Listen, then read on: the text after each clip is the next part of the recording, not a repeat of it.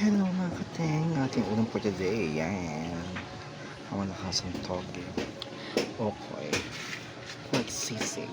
Chicken sisig. Tapos ang ating adobong kangkong na may tokwa. Tapos pork caldereta. Tapos itong nilagang manok. Hindi siya nilagang baboy, nilagang manok.